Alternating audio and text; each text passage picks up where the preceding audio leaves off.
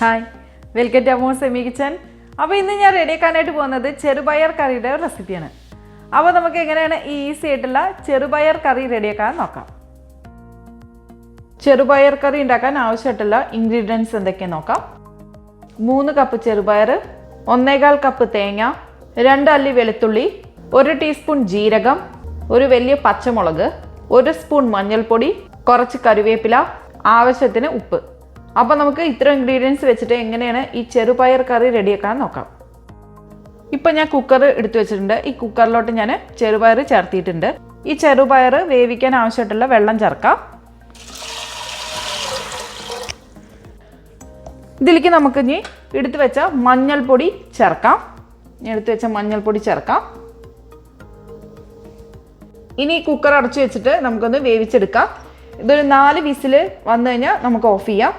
അപ്പോഴേക്കും ഇത് വെന്ത് കിട്ടും. ഇപ്പം ഞാൻ അത് അടച്ചു വെക്കാനായിട്ട് പോവാണ്.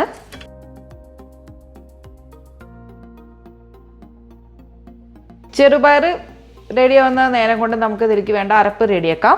ആദ്യം നമുക്ക് മിക്സിയിലോട്ട് തേങ്ങ ചേർക്കാം. ഇനി നമുക്ക് എടുത്ത് വെച്ച പച്ചമുളക് ചേർക്കാം. 2 അല്ലി വെളുത്തുള്ളി ചേർക്കാം. ജീരകം ചേർക്കാം. കുറച്ച് വെള്ളം ചേർത്തിട്ട് ഒന്ന് അരച്ചെടുക്കാം.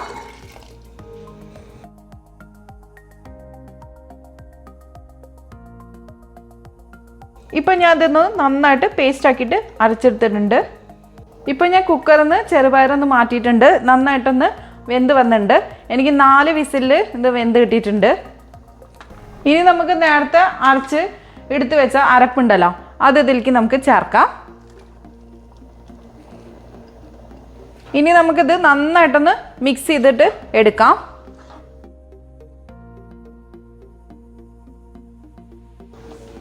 തീ ഞാനൊരു മീഡിയം ഫ്ലെയിമിലിട്ടിട്ടാണ് ഇത് ചെയ്യുന്നത്. ഇതുവരെ നമ്മൾ ഉപ്പ് ചേർത്തിട്ടില്ല. ഇനി നമുക്ക് ഇതിലേക്ക് പാകത്തിന് ഉപ്പ് ചേർക്കാം. നമുക്ക് ഇളക്കിയെടുക്കാം.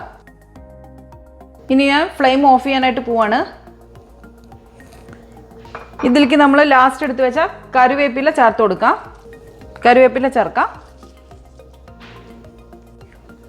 ഇനി നമുക്ക് ഇതിലേക്ക് പച്ച വെളിച്ചെണ്ണ ചേർക്കാം.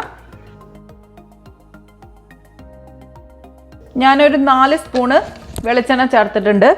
ഇനി നമുക്ക് നന്നായിട്ടൊന്ന് മിക്സ് ചെയ്തിട്ട് എടുക്കാം. അപ്പോൾ ഇത്രയേ ഉള്ളൂ, നമ്മളെ ചെറുപയർ കറി റെഡി ആയിട്ടുണ്ട്. ഇനി നമുക്കിത് സർവിങ് പ്ലേറ്റിലോട്ട് മാറ്റാം. അപ്പോൾ നല്ല ഈസി ആയിട്ടുള്ള ചെറുപയർ കറി റെഡി ആയിട്ടുണ്ട്. അപ്പോൾ നിങ്ങൾക്ക് എൻ്റെ ഈ വീഡിയോ ഇഷ്ടപ്പെടുകയാണെങ്കിൽ തീർച്ചയായിട്ടും ലൈക്ക് ചെയ്യാനും ഷെയർ ചെയ്യാനും കമൻറ്റ് ചെയ്യാനും ഒന്നും മറക്കരുത്. അതുപോലെ തന്നെ ആദ്യമായിട്ടാണ് എൻ്റെ ചാനൽ കാണുന്നതെങ്കിൽ സബ്സ്ക്രൈബ് ചെയ്യാനും മറക്കരുത്. അപ്പോൾ അടുത്ത നല്ലൊരു വീഡിയോ ആയിട്ട് കാണുന്നവരേക്കും bye. Thank you for watching Ammus semi kitchen.